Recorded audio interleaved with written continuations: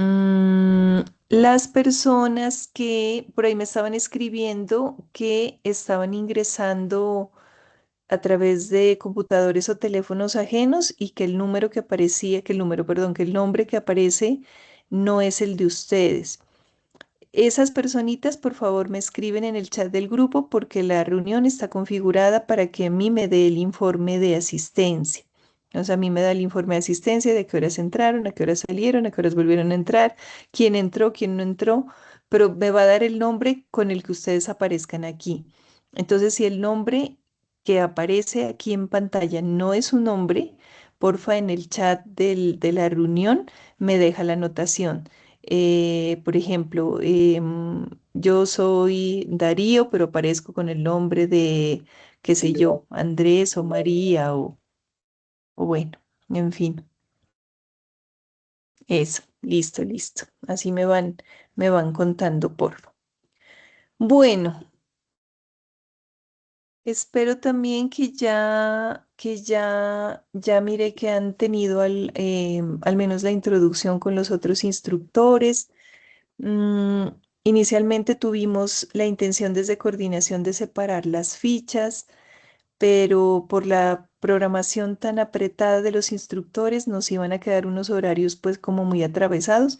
Entonces vamos a seguir manejándolos así, las dos fichas en una sola sesión, pero la plataforma, pues cada una de las fichas tiene su plataforma. Entonces... lo primero que necesito saber, pero eso sí necesito que me lo escriban al WhatsApp, las personas que de pronto aún no tengan acceso a Sajuna. Se supone que a estas alturas ya todo el mundo tiene que tener acceso a Sajuna porque todos los líos de matrícula ya se solucionaron. Sin embargo, si todavía hay alguien que no ha podido ingresar a su ficha, me cuentan al interno, ¿vale? Al WhatsApp del grupo. Bueno. Como nos queda poquito tiempo, vamos a aprovechar esta horita que nos queda. Permítanme, comparto pantalla. Nos vamos a ir a recordar que estábamos haciendo hace un par de semanas que espero no se me hayan olvidado. Recordemos que este maravilloso mundo de la tecnología en supervisión de sistemas de agua y saneamiento comienza con el conocimiento de las cuencas, ¿cierto? Y el conocimiento de las cuencas es precisamente entender el concepto de cuenca. Esto lo vimos la clase pasada y nos damos cuenta que, si bien es cierto, cuando hablamos de cuenca hidrográfica se nos viene a la cabeza un río, la cuenca no solamente es el río, la cuenca es todo ese espacio natural, social, político, ecológico, biológico que está alrededor de los ríos, que forma una zona habitable.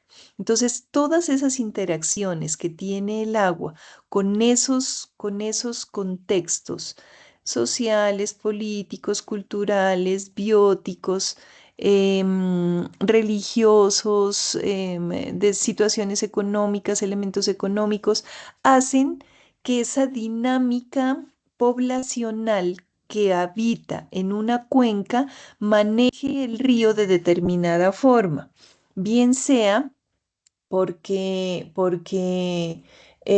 los usos del suelo cambien y al cambiar los usos del suelo cambia el tipo de contaminación que le llegue al río o cambia el uso mismo del río. Entonces, que en este punto el río se usa solamente para riego, que en este punto es boca toma, que en este punto se usa para cultivar trucha o cultivar peces, en fin, todo depende como de las poblaciones que se acomodan o se asientan alrededor de los ríos.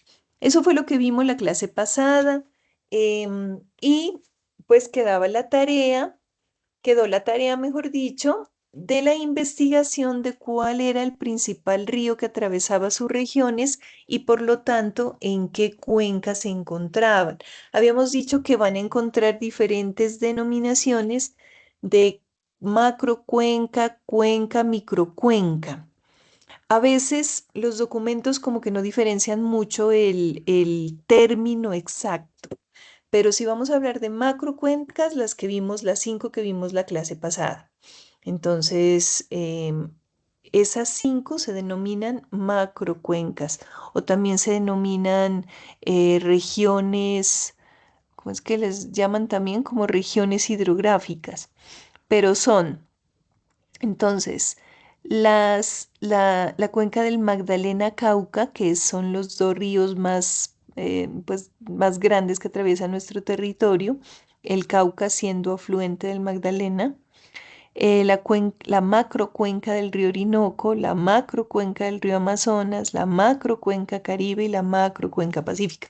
Es probable que ustedes se encuentren ubicados, depende del territorio donde estén viviendo, incluso en la intermediación de dos macrocuencas. Habría que ver en cuál coinciden o en cuál en realidad se encuentran. Cada una de estas macrocuencas tiene dentro muchas cuencas y muchas microcuencas, dependiendo como de esa misma situación geográfica en la que se ha podido dividir el territorio. Entonces, después de eso y después de recordarles cuál era la tarea que ya voy a preguntar más tarde a algunos de ustedes, vamos a continuar con un asunto muy importante y es cómo hacemos en el país para organizar esas cuencas. Entonces, ya sabemos que tenemos que tener a nivel país, a nivel gobierno, un instrumento de gestión, porque eso es lo que es un plan de ordenamiento, para poder organizar el territorio, ¿cierto? Aquí el documento nos dice que lo que necesitamos para poder organizar una cuenca, que si bien recuerdan ustedes, en la clase pasada yo les decía que las cuencas son transdepartamentales, o sea, no es que es un departamento, una ciudad, puede recorrer varios departamentos, varios municipios, varias veredas. Entonces, son instrumentos de ordenamiento, de ordenación de estas cuencas que permiten un desarrollo, este concepto es muy importante aquí, de la gobernanza del agua. Cuando hablamos de gobernanza del agua, hablamos de esa forma mm, de organizar o de gobernar como tal. La palabra exacta es esa, derivada de gobernanza es de gobernar el agua. ¿Y eso qué quiere decir? Quiere decir que el agua debe alcanzar para todos los usos que requiere la población en justa medida y que se debe mantener, o sea, independientemente del uso que tenga, se debe mantener en condiciones de calidad. A eso nos referimos cuando hablamos de gobernanza del agua. Quiere decir que van a haber acuerdos y van a haber compromisos. Acuerdos para uso, compromisos para no contaminar el agua. Y eso, fundamentalmente, pues necesita de la voluntad, no solamente de las personas, sino también de las instituciones y obviamente del gobierno. Es así como surgen y aparecen los planes de ordenamiento y manejo de la cuenca denominados PONCA. Esos PONCA, pues obviamente deben estar articulados con los instrumentos de planeación nacional a nivel regional y local. Cuando hablamos de instrumentos de planeación nacional, regional y local, ¿a qué nos referimos? A los planes de gobierno de los gobernadores, de los alcaldes, a los planes de acción de las corporaciones autónomas regionales. No puede ser que nosotros tratemos de organizar una cuenca si no tenemos en cuenta lo que quiere hacer el alcalde, lo que quiere hacer el gobernador, lo que está planeando hacer las corporaciones autónomas, las sumatas y todos los entes que tienen que ver con el uso, con el aprovechamiento o con los asuntos hídricos. Chicos, denme un minuto.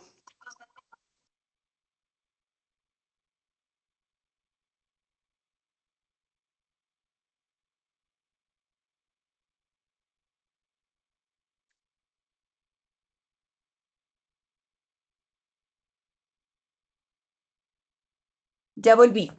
Bueno, entonces les decía que esa es la razón por la cual tenemos en Colombia esta forma de organizar lo que vamos a hacer en una cuenca. Entonces, a eso es lo que le llamamos el plan de ordenamiento y manejo de una cuenca hidrográfica.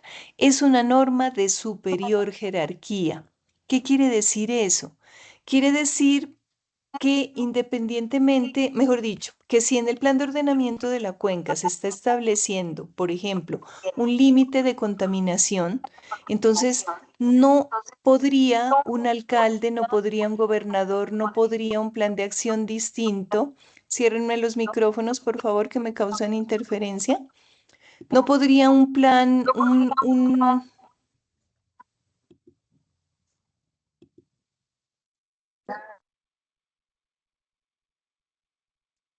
ahí me escuchan, sí, ¿no? No podría una persona, un gobernante, un dirigente, un actor, cualquiera que sea, pretender irse por encima de un plan de ordenamiento de cuenca. Entonces estamos hablando de un documento, de un instrumento de gestión y de acción que manda por encima de otros planes. Entonces, si el plan de ordenamiento de cuenca ya definió que en este sector del río vamos a trabajar que solamente se puede trabajar riego, porque por las condiciones hídricas del sector o bueno, qué sé yo, por los diferentes aspectos que puede tener la cuenca, ese es el uso que debemos darle. No podría llegar un alcalde, un gobernador, un político, un dirigente de una corporación autónoma a interferir en ese territorio y usarlo para otra cosa. O sea, a eso se refiere cuando hablamos de un plan de jerarquía superior. Está por encima de otros. Y además recuerden que aparte de todo, estos planes pretenden poner de acuerdo a los diferentes gobernantes, ¿no? Que no siempre es fácil. O sea, no siempre es fácil que el alcalde de esta población, que de pronto no fue del mismo color político que el que está al lado, se ponga de acuerdo. Pero en estos planes tienen que hacerlo. Es obligatorio, o sea, no hay opción. A eso lo llamamos un plan de superior jerarquía y por eso es que lo estamos viendo de primero dentro de la normativa. Vamos a ponerle cuidado a este video que explica cómo es o cuáles son, mejor dicho, este video es como de la descripción de un plan de ordenamiento de cuenca de uno de nuestros territorios. ¿Me confirman, por favor, si se escucha cuando empiece a... Durante los últimos días se ha venido realizando la reactivación de los planes de... ¿Sí se escucha, chicos? Sí, profe, se escucha bien. de ordenación y manejo de las cuencas de los ríos Samaná, Arma y La Miel. El POMCA es el instrumento a través del cual se realiza la planeación del adecuado uso del suelo, de las aguas, de la flora y la fauna y el manejo de la cuenca. Los PONCAS ya fueron adoptados por las autoridades ambientales, como son Corpocaldas y Cornare, dado que son compartidos con las dos corporaciones. Al adoptarse mediante resolución, cada uno de estos PONCAS, Samaná Sur, La Miel y Arma, se convierten en determinantes ambientales, o sea, de obligatorio cumplimiento por parte de los municipios dentro de la zonificación que se debe tener en cuenta. ¿Qué significa eso? Que los municipios de la zona páramo, como no tienen actualizados los EOT y los POT, en el caso del municipio de Sonsón, entonces deben acoger en forma obligatoria toda la zonificación y las restricciones que existen ya en estos PONCAS por las corporaciones, los deben adoptar para, ejemplo, autorización de cultivos que demanden agroquímicos, ejemplo, para proyectos hidroenergéticos. De acuerdo a esa zonificación, ya los municipios tienen cómo entrar a regular los usos del suelo. A la fecha se ha realizado la socialización del POMCA de la cuenca del río Samaná, sur del corregimiento de San Miguel de Sonsón y del río La Miel, en el municipio de Manzanares Caldas. Entonces se socializa primero al consejo, o sea, los que quedaron conformando el consejo e invitados actores de la zona para explicar en qué consistió la zonificación y el informe final, y luego se va a hacer una exposición en cada uno de los municipios.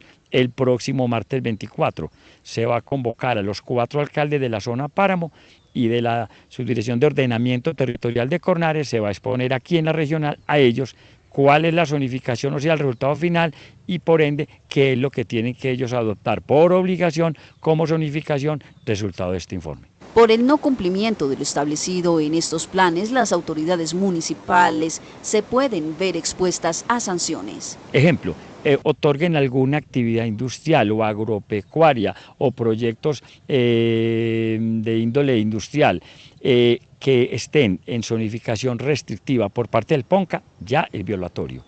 Entonces, por esa razón, la obligación de Cornar y Corpocaldas de exponerle a sus municipios, para efectos de que sepan de que ya, y se les va a entregar el documento donde sepan que ya es de obligatorio cumplimiento acoger todas las restricciones, la normatividad, la zonificación que quedó contemplada en estos PONCAS. En cuanto a la socialización del PONCA de la cuenca del río Arma, esta se tiene programada para el próximo 15 de mayo en el municipio de Abejorral.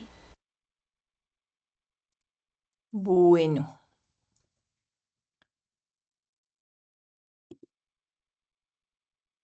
Como se pudieron dar cuenta, el video menciona varias cosas, ¿cierto? El video menciona que están trabajando dos corporaciones autónomas, porque habíamos dicho que los PONCA son transregionales. El video habla de establecer una zonificación específica y eso, por ejemplo, puede decir esto es zona de protección. Aquí nadie puede construir, nadie puede meter cultivos, nadie puede hacer nada. Esa puede ser una zonificación. Una zonificación existen diferentes usos que le podemos dar al agua. Entonces, el PONCA tiene esa responsabilidad de establecer esa zonificación. Hablaba el video de 4 alcaldes. Entonces, no solamente uno el que tiene que tomar la decisión, no son dos, en este caso son 4 que están trabajando sobre esa microcuenca. Y se habló mucho en el transcurso del video de esos asuntos de obligatorio cumplimiento.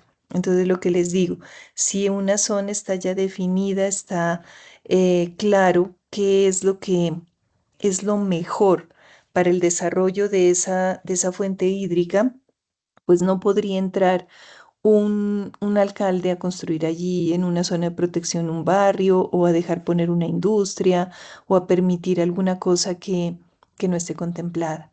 Entonces, eso es la idea central de esta clase, eso es lo que quiero que quede muy claro.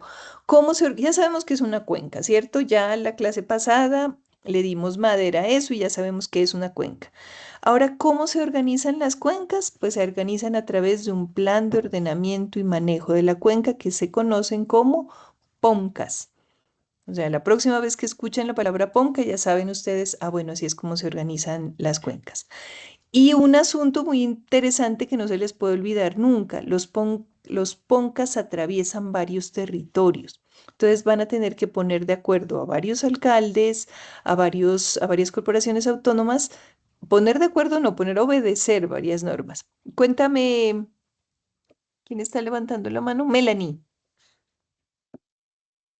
Buenas noches, profe. Usted disculpe, no sé si me pasa a mí o a mis otros compañeros, es que la escucho con un poco de eco. Los otros O compañeros sea, también. usted dice algo y se me escucha como un poquito doble, como un poco robotizado. No sé si es la única que a mí me pasa. Yo escucho bien, no tengo problema. Yo también Melanie, escucho bien. de pronto tienes o sea, estás escuchando del celular y del computador, tienes dos elementos prendidos. Dos dispositivos No, al no, no, mismo. Dos solo el dis- celular. y dentro del celular de pronto dos aplicaciones que se estén abriendo a la vez. Cuando tenemos dentro del celular, como que a veces nos conectamos 2 veces o dos dispositivos encendidos, el uno le hace eco al otro y no te deja escuchar bien. O si quieres puedes salir y volver a entrar y quitar de tu teléfono todo. Si estás escuchando del teléfono, como quitar las otras aplicaciones y dejar solamente el ingreso a la clase. A ver si te mejora el audio, ¿vale? Señor, voy a salir y volver a entrar a yo. Hágale. Bueno, quedamos claros entonces con la idea de hoy, ¿no? Plan de ordenamiento del Cuenca es un plan para la gobernanza del agua, para gobernar el agua, es de obligatorio cumplimiento, es un plan de jerarquía superior, o sea que todo el mundo obedece lo que dice ese plan, así de simple. Alcaldes, gobernadores, corporaciones autónomas, obviamente ya vamos a ver quién es que construye este plan y cómo se construye, porque para que todo el mundo, ¿qué será? Que hay varios que me escuchan mal. Para que todo el mundo tenga que obedecerlo, pues también es un equipo importante el que tiene que producirlo, ¿cierto? Cristian, cuéntame. Profe, buenas noches a los compañeros. Yo quería preguntarte, ya que estás, digamos, una pregunta, si perdona, esos POMCAS, eh, digamos, si cada alcalde, cada gobernador de los municipios y los departamentos tiene que acogerse a ellos, eh, digamos que, ¿cómo ¿cómo es la palabra? A ver, cada cuánto se tienen que cumplir o cada cuánto se cambian los podcasts, digamos, de acuerdo o cómo se maneja eso? Sí, me hago entender, de pronto cada cambio de gobierno, alcalde, digamos, influye en algo o en la realización de los podcasts. No, mira que los PONCAS tienen, así como otros planes ambientales, por ejemplo, vamos a encontrar en el transcurso de este tecnólogo y en el transcurso de la vida de ustedes dentro de este ejercicio, de esta profesión, diferente ejecución de planes. Este es el primero que estamos viendo. Cada plan tiene una duración específica para la cual se desarrolla. Entonces, por ejemplo, puede ser que se desarrolle para un término de 10 años. Entonces el PONCA se actualiza cada 10 años. Y en esos 10 años pues han pasado 2 alcaldes y medio. Y el alcalde, si al alcalde que entró, o sea, que está en este momento, le tocó de pronto apoyar la realización del PONCA, pues él es el que comienza con eso. El que sigue tiene que obedecer y al que sigue seguramente le va a tocar la actualización. Es una muy buena pregunta, porque los planes de gobierno sí cambian con cada gobernante, ¿cierto? Entonces llega el alcalde nuevo y tiene un programa de gobierno nuevo, pero tiene que ese programa de gobierno nuevo estar adecuado a la ejecución y a cómo se ha ido ejecutando el PONCA, si es que ya viene funcionando, o si aún no lo tiene porque tenemos todavía planes de ordenamiento desactualizados, tenemos planes de ordenamiento que están elaborándose y no se han terminado de hacer, todavía tenemos eso en Colombia. Entonces, es probable que le toque la responsabilidad de ayudar a elaborarlo como tal. Miremos cómo se elabora y quién lo elabora para que ustedes vayan teniendo ese contexto de cómo lo hacemos. A veces me da retorno la forma en que comparto, entonces voy a compartir sin audio y cuando vaya a presentarles algún otro video ya pongo audio. Vamos a ver entonces, ¿qué pasó aquí? Vamos a ver entonces algo muy importante y es cómo en Colombia se les fue ocurriendo hablar de cuencas, porque en este momento muchas personas, muchas instituciones tienen esa gobernanza del agua como a flor de piel, ¿no? Todo el mundo habla del agua.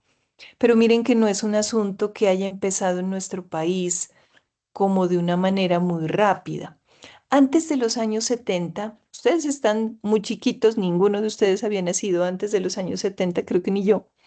Pero antes de los años 70 no se reconocía como tal los desequilibrios hídricos, no se reconocía la influencia que tiene la erosión. O sea, ni siquiera se tenía como claro qué era la erosión y cómo influía en el agua y en la disponibilidad del agua, porque las tierras áridas, el entorno árido de una fuente hídrica hace que se disminuya el caudal.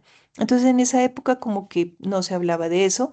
Teníamos el Instituto de Hidrología, Meteorología y Estudios Ambientales, el IDEAM, ya existía. Ah, no, mentiras.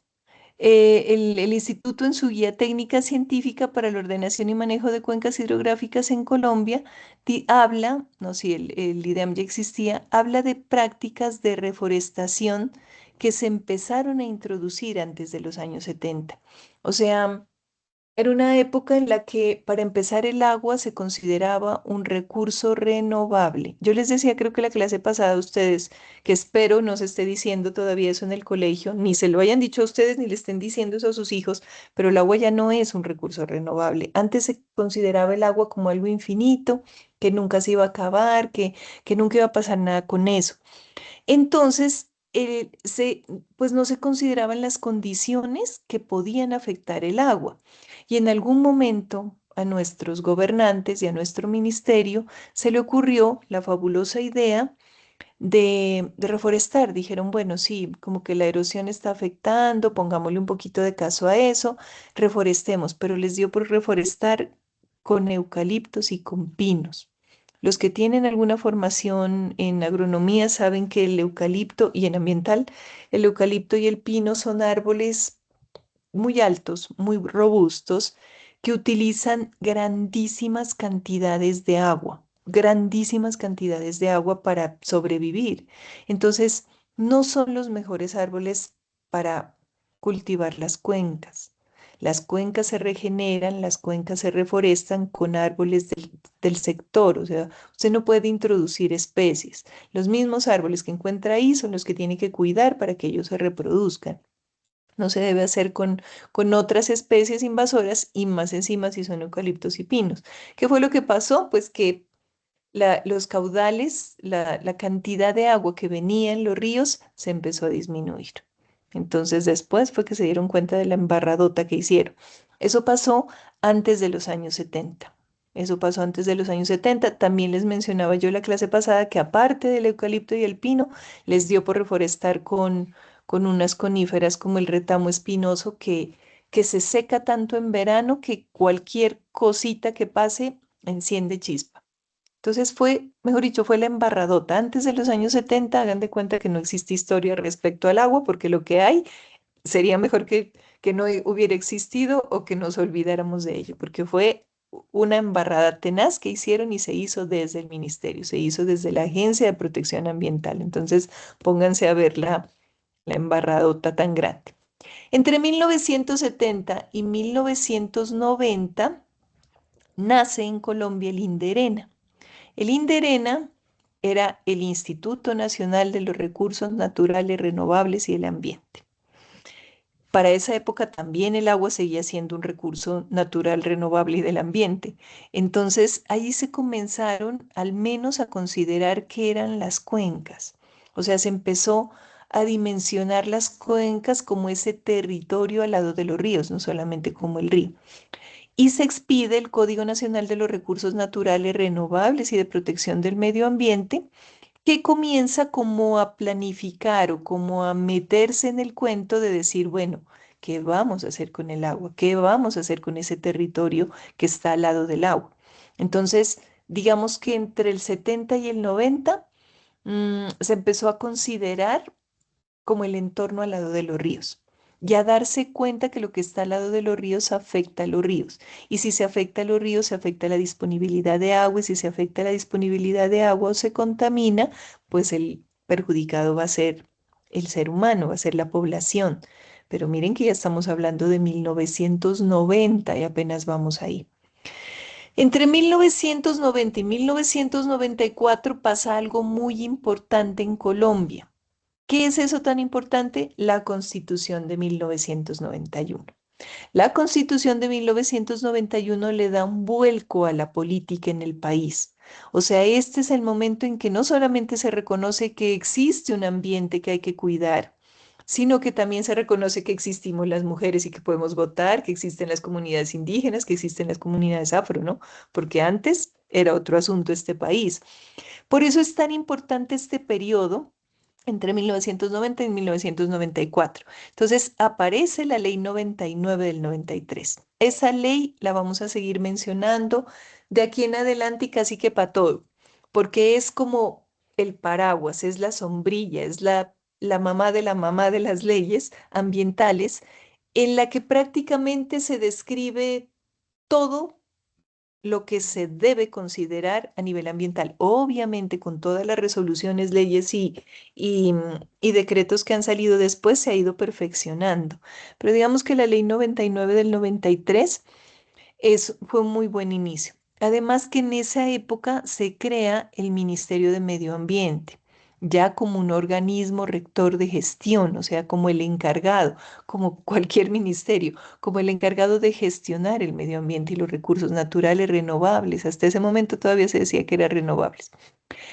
Entonces aparece el SINA, el Sistema Nacional Ambiental, se fijan pautas para ordenar esas cuencas y hay otro detalle muy importante y es que aparecen las corporaciones autónomas regionales.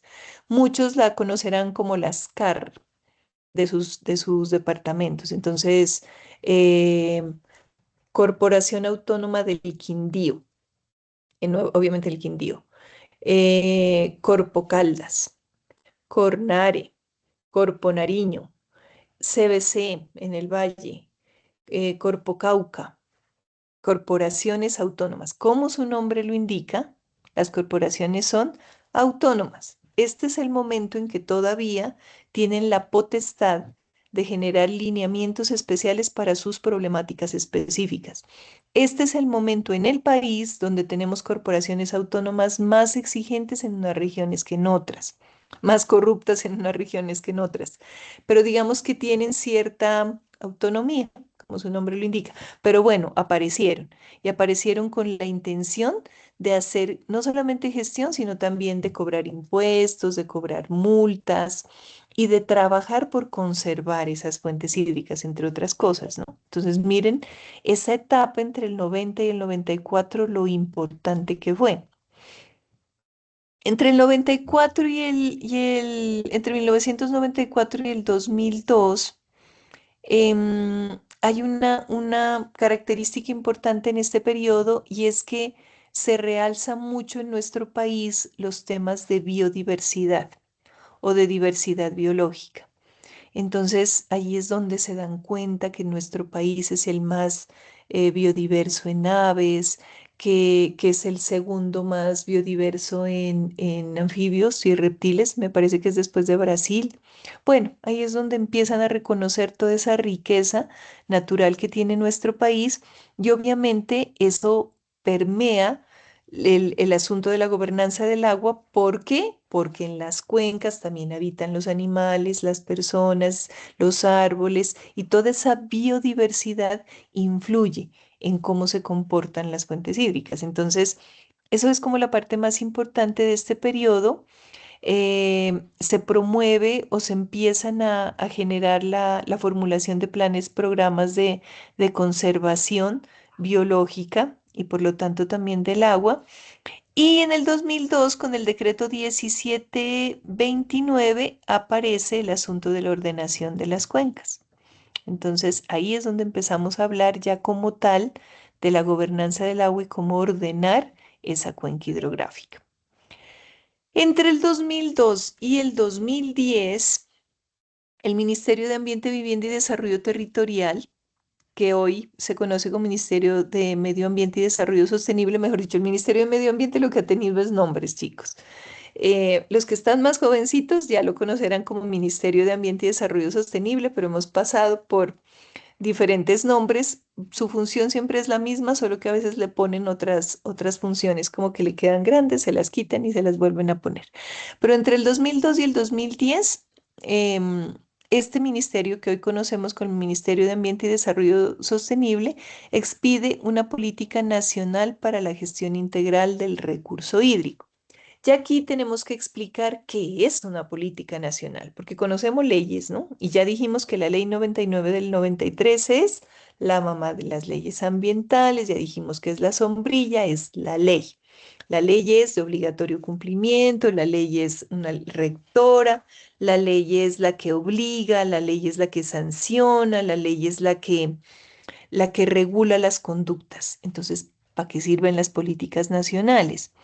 Las políticas nacionales son como una herramienta pública que no obliga, o sea, no obliga a los entes institucionales, a los gobiernos ni a las personas a hacer algo, pero sí las orienta. O sea, va en función, la política nacional obviamente toma como base las leyes, pero va en función de orientar, de coordinar, es más flexible, es como que la ley muestra el problema y la política de gestión integral muestra el camino para resolverla. Es como un asunto de esos. Y eso en cuanto a cuencas fue lo más importante que pasó en ese periodo y específicamente en el 2010 cuando sale la Política Nacional para la Gestión Integral del Recurso Hídrico, que la vamos a ver ahora más tarde.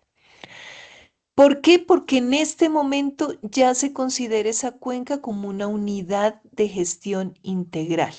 O sea, habíamos hablado antes del 70, pues de nada, ¿no? Mejor dicho, de un desconocimiento terrible del territorio y de lo que necesitaban los ríos. Luego comenzamos como a analizar cómo son los ríos, por dónde pasan, cuáles son los territorios, luego darnos cuenta que la biodiversidad ejerce un papel fundamental en el agua y luego dijeron, oh, sí, una cuenca tiene todo. Tiene la parte social, tiene la parte política, tiene la parte biótica, tiene la parte cultural y todo influye. Entonces, 2010, imagínense, ahí apenas estamos como hablando de una política pública de gestión del recurso hídrico. Entre el 2010 y el 2012 se adopta la Política Nacional para establecer el sistema de gestión del riesgo de desastres. ¿Qué pasó aquí? Que es fundamental. Y miren que esto no solamente les va a servir para esto de Cuenca, sino esto permea todas las áreas, sobre todo las áreas ambientales y de riesgo. Entre el 2010 y el 2012 se dan cuenta que existen muchas circunstancias que generan riesgo para los proyectos que tienen que ver con la gestión del agua. Entonces, cuando a nosotros nos dicen riesgo, de pronto lo primero que pensamos son en las cosas macro, ¿no? Riesgo de temblores, riesgo sísmico se llama ese. Riesgo de erupciones volcánicas. Los que hemos vivido en las faldas de los volcanes sabemos cómo es eso. Riesgo de inundación, riesgo de tsunami, riesgo. O sea, existen unos riesgos macro que en algún momento, que no es tan mal azar, porque ya tenemos suficientes herramientas en el país y en el mundo para identificar cuándo se puede hacer efectivo uno de estos riesgos, van a interferir en los proyectos de gestión del recurso hídrico, porque antes hablábamos de proyectos y no solamente de recurso hídrico, hablábamos de muchos proyectos urbanos, rurales, de gobierno como tal, pero no teníamos en cuenta que de pronto, por ejemplo, el barrio que se estaba construyendo estaba en la zona de inundación del río. ¿Por qué no se daban cuenta? Pues porque al alcalde de turno le convenía tener un montón de gente metida allí porque es su forma de hacer política, qué sé yo. Y como pues desde que él llegó al gobierno no se había inundado eso, entonces los puso ahí. O les permitió o les dio autorización para que se construyan barrios ahí. ¿Y qué pasa? Que los ríos reclaman su territorio y lo reclaman de manera cíclica. Hay algunos que se inundan cada mes, hay otros que se inundan cada 6 meses, hay otros que se inundan cada año, hay otros que pueden demorar en inundarse 15 años. O sea, tienen ciclos muy grandes de inundación. Entonces, si la gente no conoce la historia, si la gente no conoce cómo se comporta ese río históricamente, puede cometer este tipo de errores. Entonces, entre el 2010 y el 2012 se dieron cuenta que existían los riesgos. Y no solamente riesgos de tipo natural, que son los que les mencioné, los riesgos macro, también pueden haber riesgos de tipo social, de tipo público. Por ejemplo, cuando hay paros, cuando hay violencia, cuando hay impacto de la acción de los grupos armados. Entonces existen muchas circunstancias que pueden generar riesgo en los proyectos. Entonces, entre el 2010 y el 2012 todos los planes, llámense de ordenamiento de cuenca, de gestión de residuos sólidos, de uso eficiente y ahorro del agua, de saneamiento y manejo de vertimientos. Les estoy hablando de los ambientales y de ahí para allá todos los que a ustedes se les ocurran, tienen que tener un capítulo completo que habla del análisis y gestión del riesgo. Entonces ahí es donde analizamos todos esos riesgos que pueden ocurrir, en qué medida pueden afectar mi proyecto. Y si esos riesgos son determinantes para que el proyecto se pueda realizar o no. Porque lo que les digo, si nos vamos a ir a hacer un barrio en la tercera boca del volcán, pues adivine qué va a pasar tarde o temprano, en la zona de inundación de un río, en una zona protegida, donde tenemos el riesgo de contaminar un recurso que aguas abajo alimenta a miles de personas, es fuente de agua potable para miles de personas. Entonces, todas esas cosas se vinieron a intensificar o se vinieron a considerar dentro de los planes en esa fecha, entre el 2010 y entre el 10 a 2012. Del 2012 al 2020 se debe resaltar que teníamos tantas leyes en Colombia, chicos, tantas normas, o sea, póngale por ahí unos 4.126 normas entre leyes, resoluciones, decretos, COMPES y demás, ambientales, em, tan buenas, porque no les voy a decir que la normatividad en Colombia de ninguna manera está mal hecha. El problema es de ejecución, pero tenemos muy buenas normas que se estaba prestando como para dualidad en muchas cosas. ¿Qué es la dualidad? Pues que cada quien la interprete como se le dé la gana.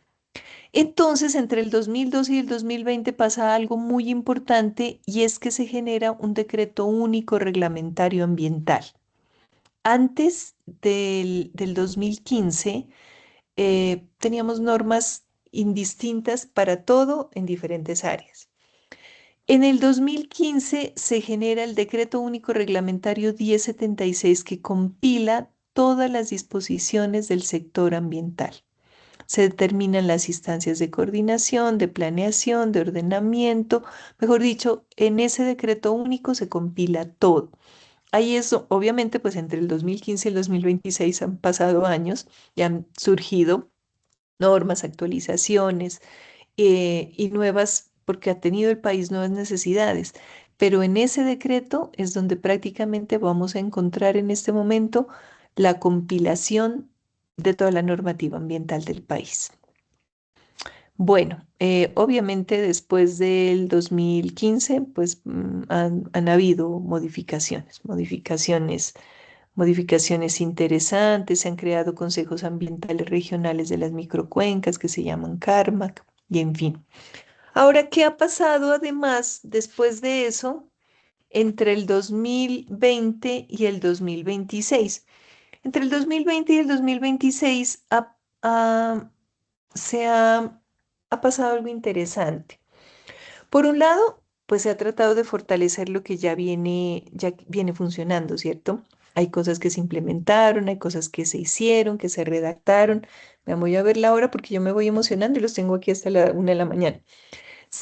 Pero se ha tratado de fortalecer todo lo que ya se venía haciendo. Entonces, esa ha sido como la misión de estos años. Pero sí pasó algo muy importante y es la introducción del tema de cambio climático. O sea, después del 2020 para acá, así como entre el 2010 y el 2012 hablamos de riesgo, después del 2020 empezamos a hablar de cambio climático. ¿Por qué? Porque Colombia estuvo em, generando unos acuerdos dentro bueno, eso fue como un convenio, un acuerdo que se llamaba el Acuerdo de París, un acuerdo internacional donde Colombia adquirió ciertos compromisos. Entonces, se derivó de eso, sí, de los acuerdos que se generaron en ese Acuerdo de París, pero también pasaron muchas cosas. O sea, entre el 2020 y el 2026 han habido inundaciones, fenómenos del Niño, han habido una cantidad de circunstancias ambientales asociadas también con los riesgos que han hecho necesario que se considere los cambios climáticos. Incluso vamos a ver esas consideraciones en las normas ISO. Por aquí veo una manito levantada. Dime, Albeiro. Querida instructora, muy buenas noches a todos los compañeros, un gusto en saludarlos. Tengo una inquietud, pues, paradójicamente el tema lo alcanza a visualizar el día de hoy de una manera un poco esporádica y Pues ahora que su merced nos habla un poquito acerca de este término, cambio climático, que quisiera preguntarle ya como concepto, es acerca de en sí cuáles son los compromisos de los que muy posiblemente se habla a nivel de territorialidad, porque pues nosotros como ciudadanos escuchamos hablar de esos compromisos, pero pues como muy visibles, o sea, que podamos como interpretarlos, no tenemos con mucha claridad al respecto. Entonces quisiera invitarla que de pronto nos ilustrara levemente con alguna de esas apreciaciones, estimada orientadora. Era todo lo que quería preguntarle. Muy gentil. Listo, claro que sí. Mira que esos acuerdos en los que se mete, por lo general en los que se meten las regiones y en los que se meten los países, tienen varias particularidades, ¿no? Desde la generalidad hasta cosas muy específicas dentro de la gestión del territorio y que van como muy, digamos, van muy en función de las temáticas propuestas. Entonces, por ejemplo, lo más importante de lo que comenzamos hablando o de lo que se comenzó a hablar en ese Acuerdo de París era la reducción de emisiones. Entonces, cuando hablamos de reducción de emisiones, si ustedes se dan cuenta, pues por ejemplo, países como Estados Unidos, los países de Europa más industrializados, generan muchísimas más emisiones de las que podríamos generar los países que no están en vía de desarrollo. Pero eso no quiere decir de ninguna manera que porque no tenemos las grandes industrias que ellos tienen y que obviamente también están controlando porque también tienen compromisos, nosotros no podamos hacerlo. Entonces, uno de los compromisos más grandes que adquirió Colombia fue reducir las emisiones de gases de efecto invernadero. ¿Cuáles son las emisiones de gases de efecto invernadero? Pues la que más tenemos por todos lados en el territorio son la combustión de los automotores. Esa es, y de las chimeneas y de las industrias, pero es que en términos de cantidad de gases de efecto invernadero, lo que más genera dióxido de carbono, óxidos de nitrógeno, óxidos de azufre y otro tipo de gases contaminantes de efecto invernadero es el parque automotor. Entonces, por un lado eso, ¿qué genera gases de efecto invernadero también? La mala gestión de los rellenos sanitarios. Cuando un relleno sanitario no está bien gestionado, lo que generan los residuos cuando se descomponen anaeróbicamente, que es cuando están enterrados, es metano. El metano es un gas, al igual que el dióxido de carbono, pero es 20 veces más contaminante.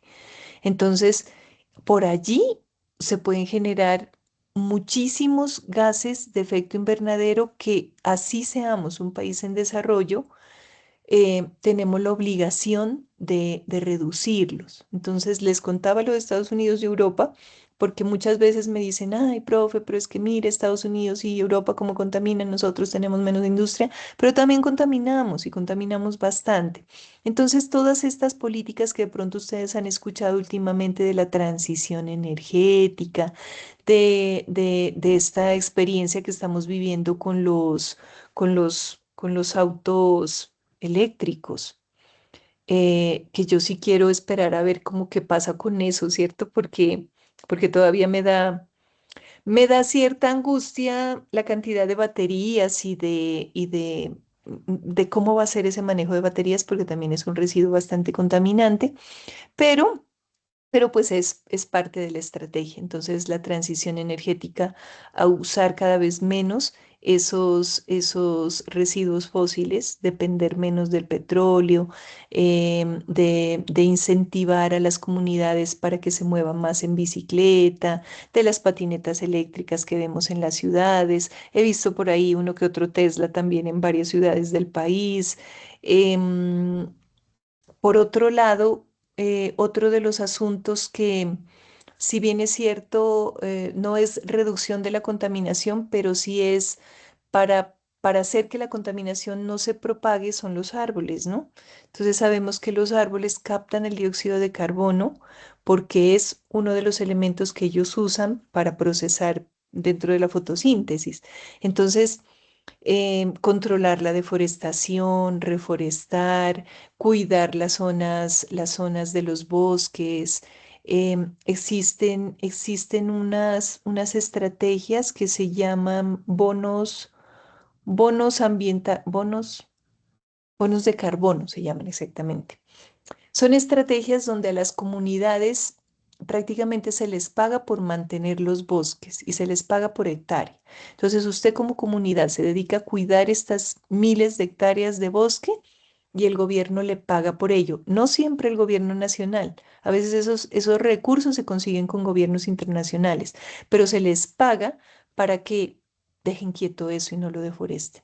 No se pongan a cultivar allí otra cosa. Entonces, eso es parte de las estrategias de reducción de emisiones porque esos son los pulmones del planeta.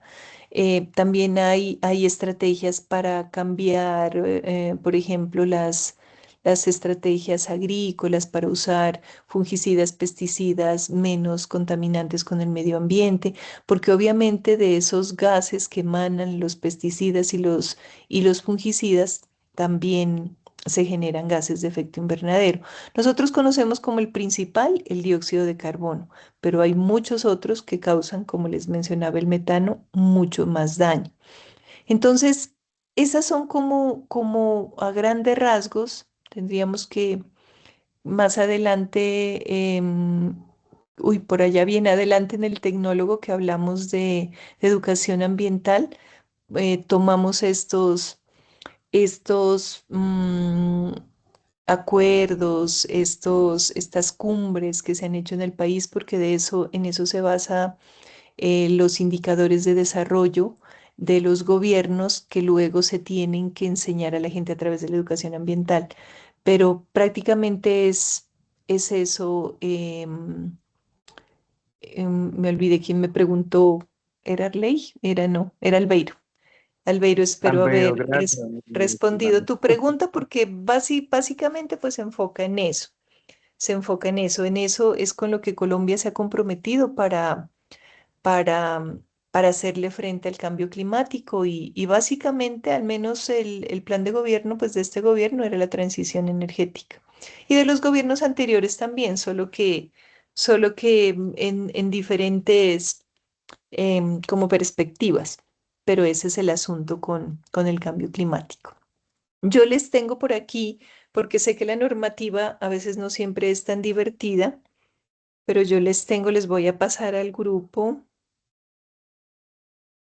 les voy a pasar el grupo un cuadrito como de resumen. Este es, ¿dónde están? 33, 34 son ustedes. Vamos a mirar ese cuadrito como para que lo tengan allí a la mano y recuerden qué fue lo más importante de cada una de estas. Vamos a verlo por acá. Uy, pero se lo ve bien chiquito. Bueno, ahí lo tienen en el grupo, entonces este es prácticamente pues un mapa mental para que les recuerde y ustedes no se vuelvan a olvidar de qué fue lo que pasó en esta época. Tampoco les voy a pedir que se aprendan la normativa ni los números exactos de las leyes. Esas son cosas que a medida que uno va trabajando en el área, va recordando y va aprendiendo porque las va usando, porque de lo contrario, si uno no las usa, pues no pasa nada. Entonces recuerden, antes del 70 ni nos acordemos de qué pasó. No, la reforestación no funcionó, no habían diagnósticos, se resalta solamente el decreto 1940 y el ejemplo es lo que pasó con los eucaliptos, los pinos y el retamo espinoso, o sea, todo mal. Entre el 70 y el 99, aquí les coloqué que aparece Inderena, el decreto 2811 del 74, se empieza a darle manejo a la cuenca. Ah, bueno, y algo que no les había contado que pasó en esta época es que se empezó a hacer un diagnóstico del río Bogotá. Recuerden que ese fue el boom hace unos años que estamos descontaminando el río Bogotá, que nos dimos cuenta que el río Bogotá ya no es río porque lo que lleva ya no es agua, en fin, y hace unos añitos como que empezamos a ver como que todos los organismos se movían en torno al río Bogotá.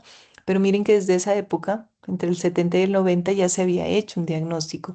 Se había hecho un diagnóstico como de la parte industrial, sobre todo, de la parte industrial y comercial, solo que no se gestionó de manera adecuada, no se hizo, no habían como las herramientas para exigirle a la gente de verdad un control sobre el río, entonces no se hizo. Entre el 90 y el 94, lo más importante, Ley 99 del 93, sí, creación del Ministerio de Medio Ambiente, de las corporaciones autónomas regionales. Ah, aquí pasó algo que yo les puse aquí en el ejemplo. Y es que aparecieron las corporaciones autónomas regionales, ¿cierto? Autónomas regionales. Entonces, cada departamento, al tener un organismo que era autónoma, como que hizo las cosas a su manera. Entonces, tuvimos la oportunidad de ver, y les decía que hasta ahora se ven diferencias, corporaciones autónomas que tomaron la normativa de una manera más estricta. Entonces, este es el momento en que nosotros, por ejemplo, para cuando vamos a gestionar un plan de gestión de vertimientos, que es el permiso que se pide para que usted pueda botar sus residuos líquidos a un río, es más difícil sacarlo en Cali y en Pasto que sacarlo en el Quindío. Y dentro del eje cafetero puede resultar más complicado sacarlo en Pereira que en Armenia. Entonces, son corporaciones, pero al ser autónomas van ustedes a encontrar diferencias. Y seguramente en el transcurso del tecnólogo, cuando hablemos de estas temáticas, muchos de ustedes que de pronto estén en el área, nos van a contar a los demás compañeritos sobre todo de lo que suele pasar en, en cuanto a la gestión y en cuanto a los documentos que se piden de cada territorio. Hay formatos únicos, pero en anexos, en la forma como cada corporación lleva su gestión, hay ciertas diferencias. Y eso desde que comenzó así. Entre el 94 y el 2002, entonces, ¿cuál es la palabra clave ahí? La biodiversidad, la conservación del medio ambiente, o sea, en la cuenca como un sistema donde las aves, donde las plantas, donde los árboles debían tener un uso sostenible, debían conservarse. Mm, ¿Qué más tenía yo acá para decirles? Mm, bueno, aquí, ¿qué más tenía yo para decirles? Este ejemplo del páramo de Sumapaz es porque en esta época fue cuando a través de los diferentes estudios y de las diferentes regulaciones, se empezó a ponerle como más cuidado a los páramos, porque justamente el páramo de Sumapaz estaba sufriendo una disminución significativa en el caudal del agua, en la cantidad del agua. Entonces, dado que esa fue la época, pues, de entender, estudiar la biodiversidad, entre ellas las especies de plantas que sí sirven para conservar el agua, pues fue donde aparecieron todas estas especies protegidas que nos ayudan a conservar el recurso. Entonces, allí hay ejemplos muy interesantes que pasaron en esa época, investigaciones que se hicieron en el páramo de Sumapaz y que nos enseñaron sobre plantas como los frailejones, como esas pequeñas planticas que ayudan a conservar el recurso, que no lo drenan como si lo hace un eucalipto, sino que lo conservan, lo alimentan. Entre el 2002 y el 2010, acordarse que ahí es donde aparecen los poncas. Y miren que uno de los primeras cuencas, de los primeros ejercicios que tenemos sobre planes de ordenamiento y manejo de la cuenca, se hizo en el río Cauca. Entonces, de los planes de ordenamiento de cuenca más antiguos que se van a encontrar, de los primeros que se hicieron son precisamente los de las cuencas y microcuencas del río Cauca. Del 2010 y el 2012, como les decía, apareció el riesgo, apareció la gestión del riesgo, pero también fue por lo tenaz, por todas las por todas las circunstancias que pasaron, especialmente las olas invernales y el fenómeno del niño y todo ese asunto que fue realmente complejo para el país, pero que nos enseñó que al igual que gestionar los recursos hídricos, debíamos gestionar los riesgos. Entre el 2012 y el 2020, la palabra clave es consolidación, porque el decreto 1076 que consolida todos los, los, em, los decretos, resoluciones, leyes y todo lo que ocurrió anteriormente. Y entre el 2020 y el 2026, la palabra clave entonces, cambio climático. Entonces les decía, bueno, todo se empezó a desarrollar en torno al cambio climático. La ISO 14001, que es la norma técnica colombiana con la cual se certifican las empresas en medio ambiente, tuvo una actualización que habla de qué, un artículo sobre cambio climático. Igual la ISO 9000 y hasta la ISO, hasta la de seguridad. Tiene un ítem, un adendo, una actualización que habla de cambio climático. Los compromisos que se hicieron en el Acuerdo de París. ¿Qué más? Bueno, y que todos los documentos, incluido el PONCA, no solamente empezaron a hablar de riesgos, sino que empezaron a enfocarse al cambio climático. Entonces, asuntos como lo que les decía, ganadería, control de la ganadería. Porque les tengo que contar que no solamente los carros son una fuente de contaminación atmosférica, ¿no? La segunda, la primera fuente de contaminación atmosférica en el país son las vacas más que los carros, porque resulta que las vacas, ¿se acuerdan ustedes de la primaria que les enseñaban que las vacas tienen como 4 estómagos? Y bueno, el caso es que en todos esos estómagos ellos hacen prácticamente una biodigestión. Todos los organismos hacemos digestión, ¿cierto? De los alimentos. Pero las vacas van más allá, hacen un proceso muy completo. Eso es prácticamente una biodigestión anaerobia. Y uno de los componentes o de los subproductos que se generan en la biodigestión anaerobia es el metano. Las vacas, a través de sus gases, de su sistema digestivo, generan metano. Y como la ganadería en este momento es extensiva, tenemos incluso deforestación, problemas de deforestación en la Amazonía por, por, por la ampliación de la frontera ganadera, porque a la gente pues, le genera más recursos tener vacas que tener árboles. Entonces, ellos son una fuente de contaminación biogénica importante. Cristian, ¿tienes alguna pregunta? Sí, profe. Pues bueno, una pregunta y hacer como un comentario. El comentario por lo menos es que, bueno, yo veo, me pongo a ver en YouTube muchos documentales, así me han gustado el tema de documentales, por lo menos de ese canal de W, y hablan, hacen mucho del tema de la contaminación. Y ya que usted toca el tema de las vacas, hace tiempito atrás me miraba un documental en el que hablaban de la ganadería, pues saliéndonos de aquí del país, en Estados Unidos, que habían estados que tenían obviamente, pues como fuerte era la ganadería y tenían demasiado cabezas de ganado y estaban preocupados y también pues como mirando a ver qué podían hacer porque ellos son muy consumidores de carne, ¿no? Entonces, como que siempre, digamos que están pidiendo más y más y más y están criando más y más ganado, pero entonces a la vez están contaminando más y más. Y por un lado la contaminación y por otro lado los recursos hídricos que estaban también en riesgo por el mismo tema pues de que todo ese ganado tiene que consumir agua y alimento y todo eso.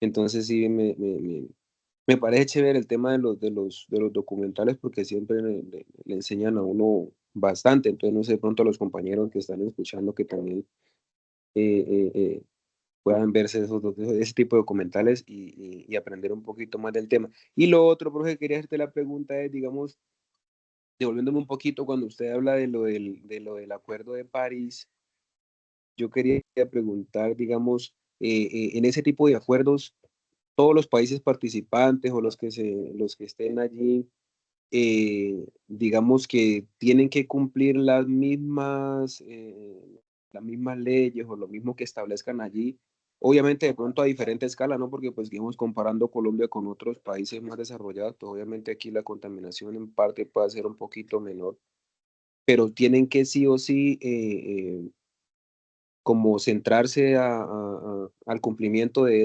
de ese acuerdo que hayan firmado en el momento.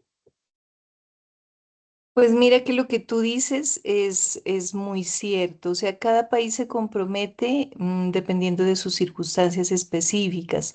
En esos acuerdos, ¿cómo es que se llaman? Encuentros, pues participan casi que todos los países. Que yo recuerde en el acuerdo de París participaron como más de 150 países. La Unión, por ejemplo, la Unión Europea en pleno como bloque, o sea, todos los países europeos, los países pertenecientes a las Naciones Unidas, o sea, en ese tipo de reuniones prácticamente que se trata de reunir a todo el mundo, ¿no? A todo el continente, pero definitivamente no todos pueden comprometerse con lo mismo porque sí son diferentes las circunstancias. Entonces, ¿qué es lo que se plantean en ese tipo de acuerdos o en ese tipo de reuniones? Se plantean unas problemáticas. Entonces, por ejemplo, este acuerdo de París estaba enfocado especialmente en el calentamiento global. Entonces, ¿qué vamos a hacer para limitar el calentamiento global? ¿Cuáles son como las propuestas? Esas metas por lo general se fijan depende, pues por lo general son a 5 años, a 10 años. Entonces, cada país eh, digamos que el ítem pueda ser igual. Entonces, digamos que todos los países tenemos que comprometernos en reducir emisiones. ¿Dónde viene como la diferencia? En el porcentaje. Entonces, mientras Colombia puede decir, bueno, yo por infraestructura, por recursos técnicos, por recursos humanos, por capacidad instalada, por tecnología, yo me puedo comprometer con reducir. De hecho, creo que Colombia se comprometió como con el 50%, si no estoy mal, ahorita reviso, para reducción de emisiones, pues obviamente aquí al 2030, ¿no?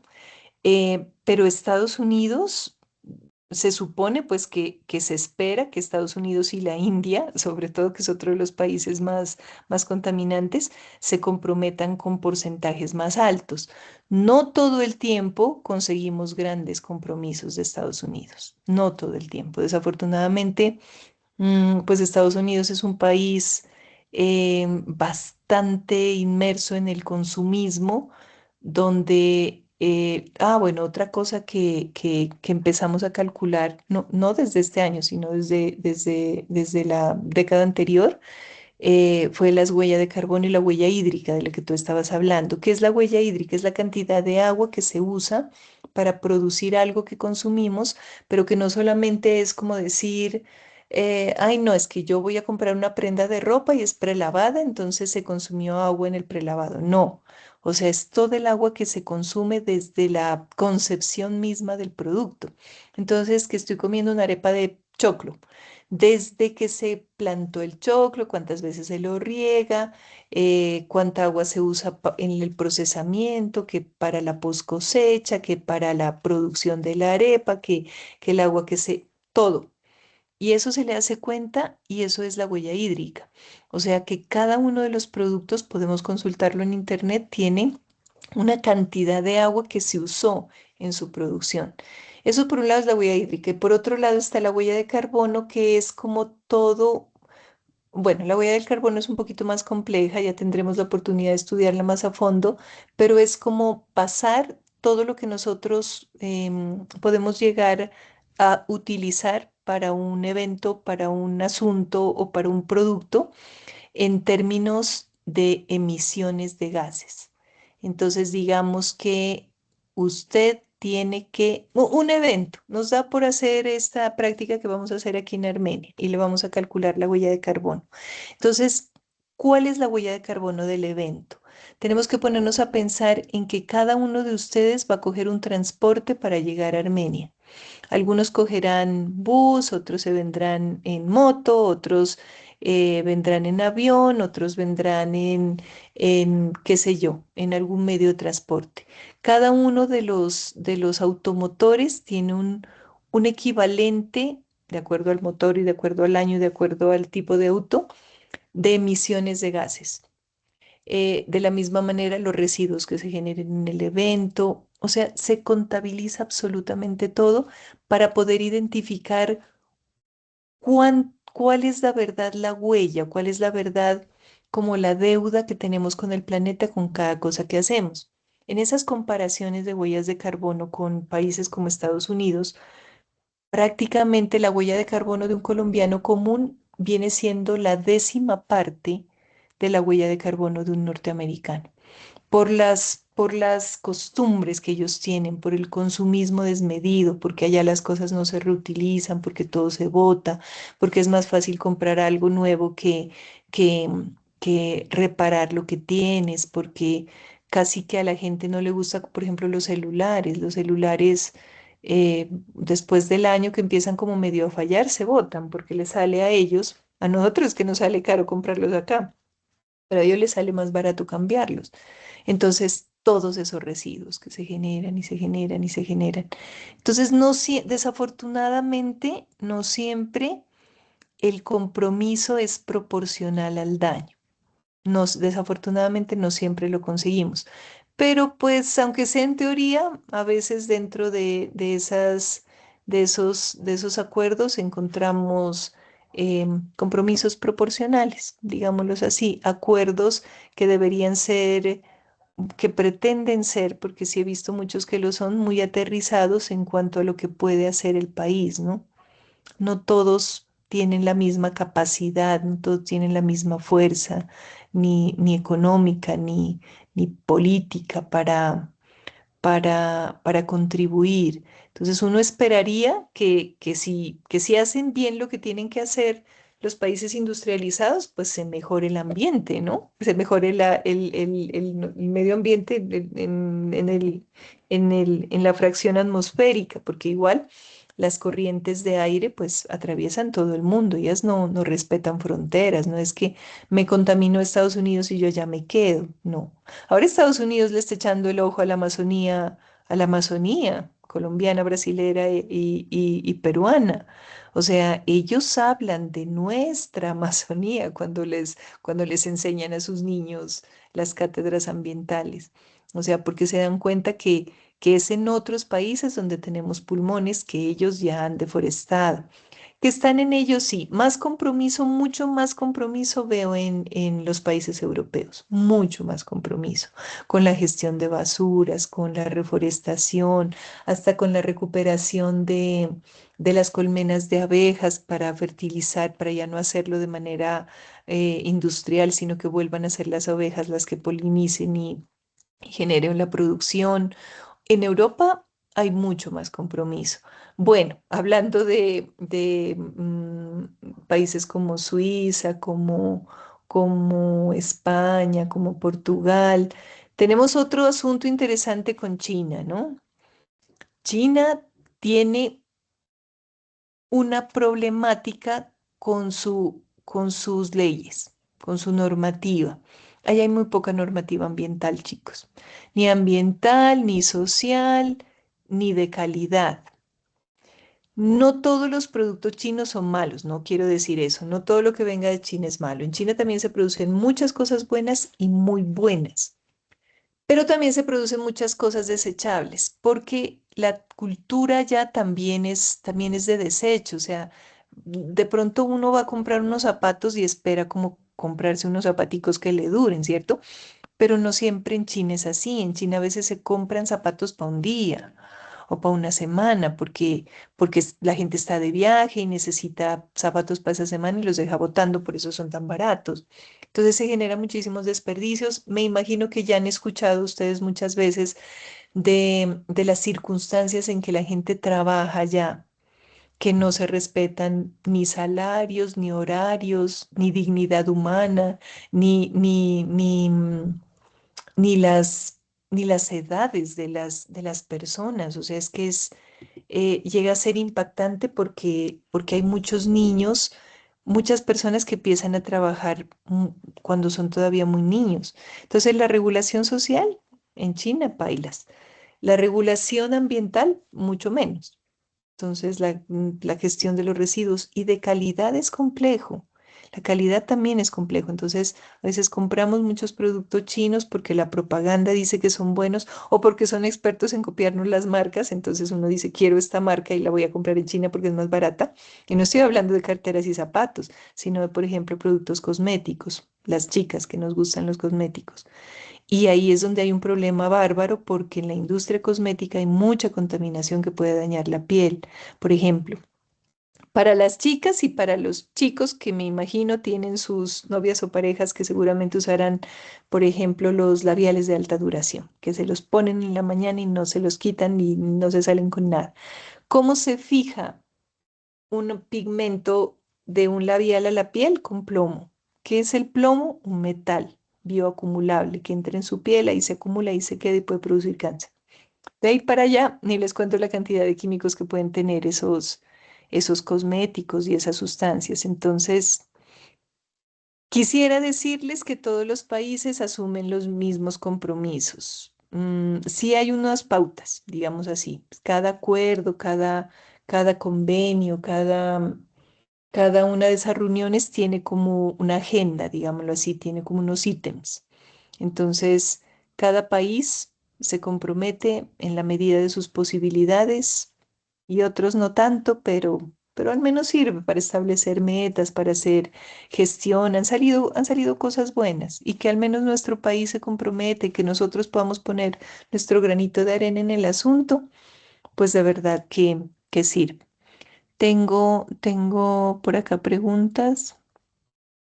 La clase termina a las 9:30, ya estamos terminando. Pues esta clase fue de una temática muy cortica porque estábamos escuchando a Arley, pero era muy importante también escucharlo a él. Miren que en sexto trimestre vemos residuos sólidos y seguramente lo vamos a volver a invitar para que nos complemente todo lo que ustedes aprenden en ese punto de residuos. Mm, ¿Debería haber menos minería? Sí. ¿Quién me dijo eso? Liz Ley. La minería es otro problema, chicos. La minería es otro problema complejo porque la minería industrial, digamos que se puede controlar. El problema es la minería ilegal, que es lo que abunda en nuestro país. Entonces, regiones mineras como Marmato Caldas, como el río Atrato en el Chocó, sufren mucho ambientalmente. Sufren mucho porque la actividad, la palabra es devastadora. La minería es devastadora a nivel ambiental. Y no solamente a nivel ambiental, es a nivel social también. Porque las personas que tradicionalmente sus familias han vivido de la industria del oro, tienen eso en su sangre, en su mente, y no les interesa hacer nada más. Entonces encontramos familias enteras de personas que no les interesa estudiar o hacer alguna otra actividad que no sea la minería.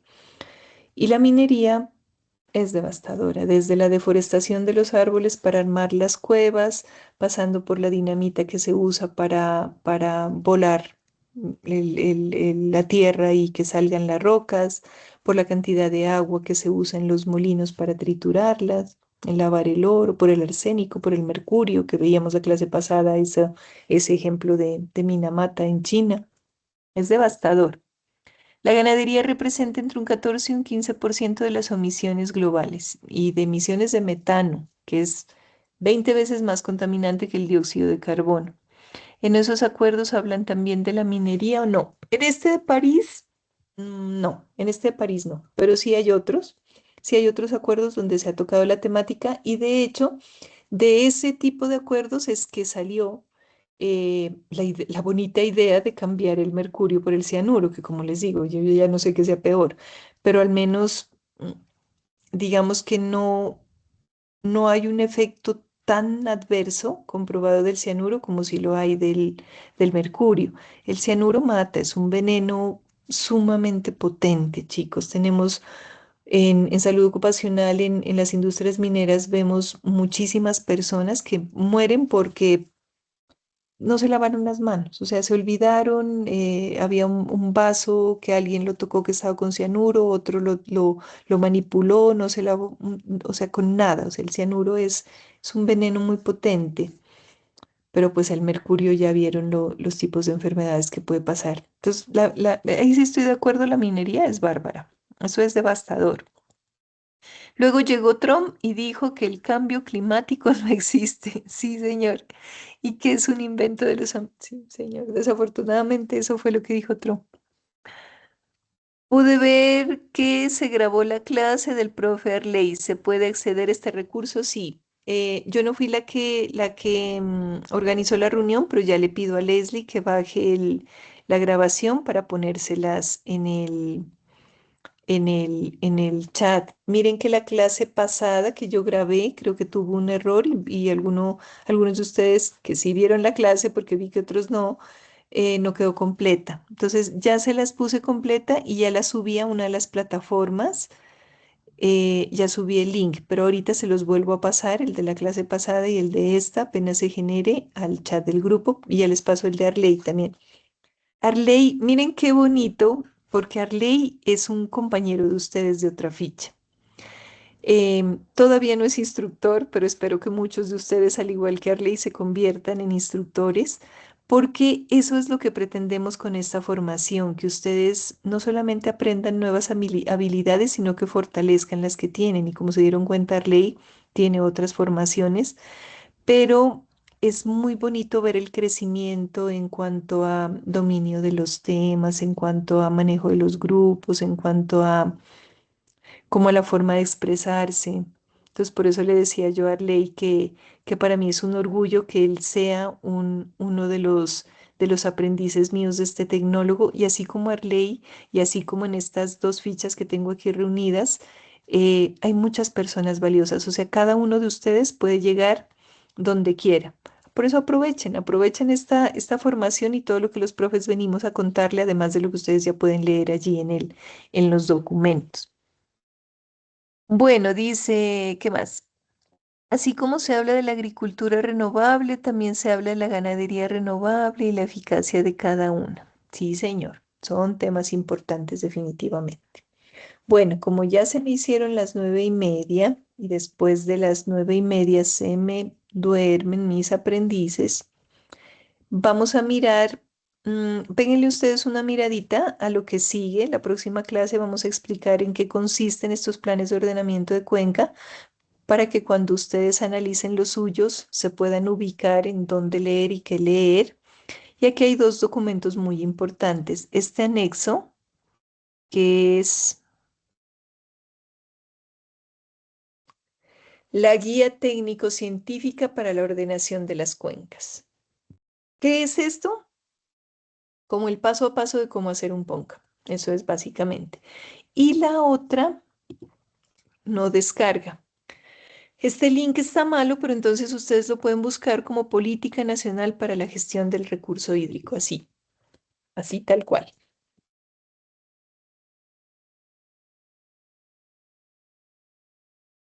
El recurso hídrico, así la buscan en internet, Política Nacional para la Gestión del Recurso Hídrico. ¿Se acuerdan que les decía que esta fue uno de los instrumentos que se generó desde el Viceministerio de Medio Ambiente, desde el Viceministerio de Ambiente?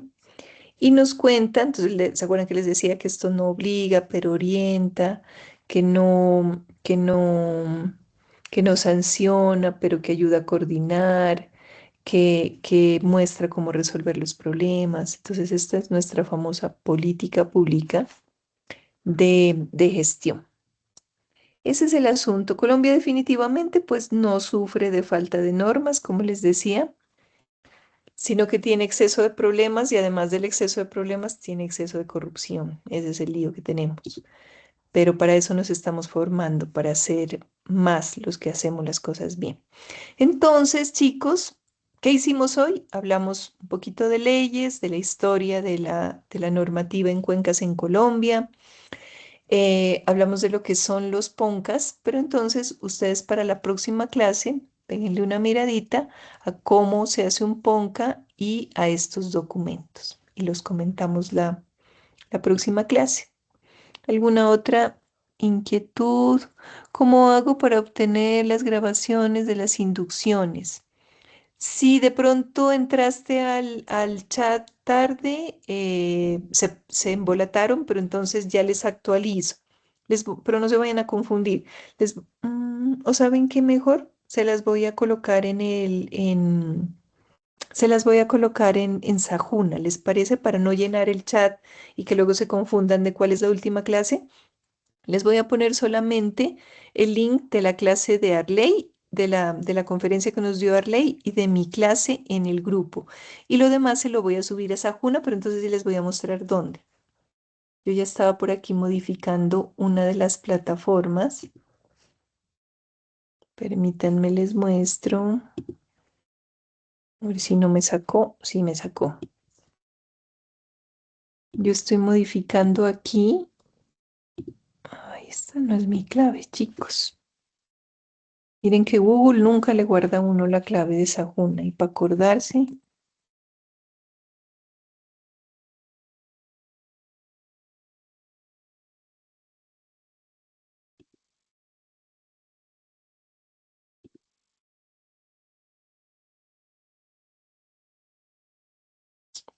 no puedo creer que me va a tocar entrar por otro lado.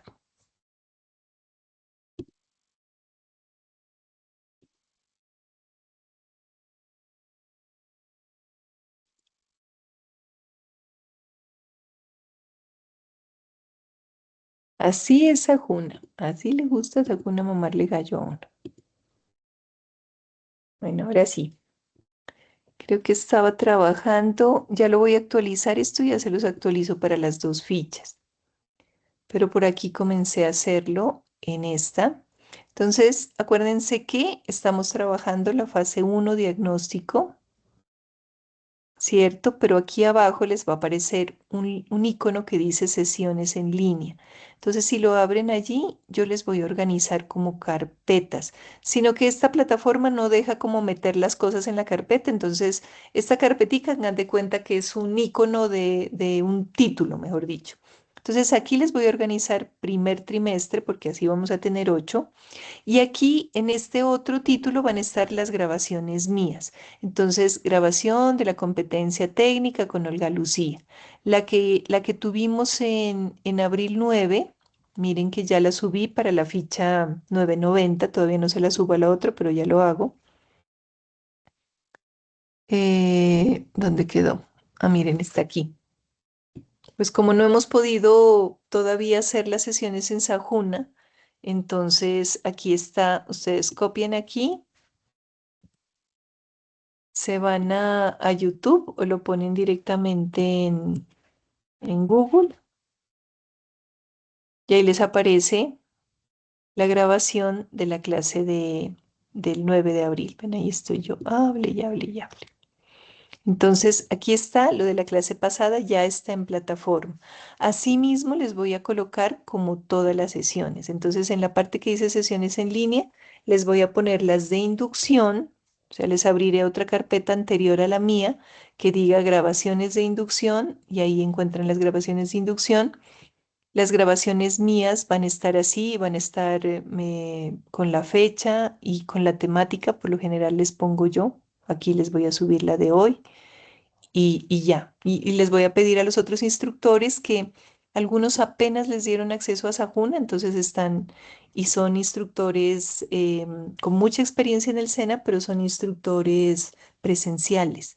Entonces ellos no han tenido interacción con Sajuna y pues no sé si les conté, pero no estoy en este momento en la ciudad. Llego la próxima semana a Armenia y ya me reuniré con ellos para enseñarles. Entonces, para que todas sus grabaciones estén en Sajuna. Obviamente que se las pongan también en el grupo, pero que siempre las tengan en Sajuna por si el grupo se les pierde. ¿Cómo hago para obtenerla? Ya, eso, ¿cierto? ¿Hay alguna otra inquietud, chicos, o los dejo descansar? Que ya casi se me hacen las 10 y ahorita me dan las 11 sin problema. Si no tienen más preguntas, entonces voy a parar la grabación.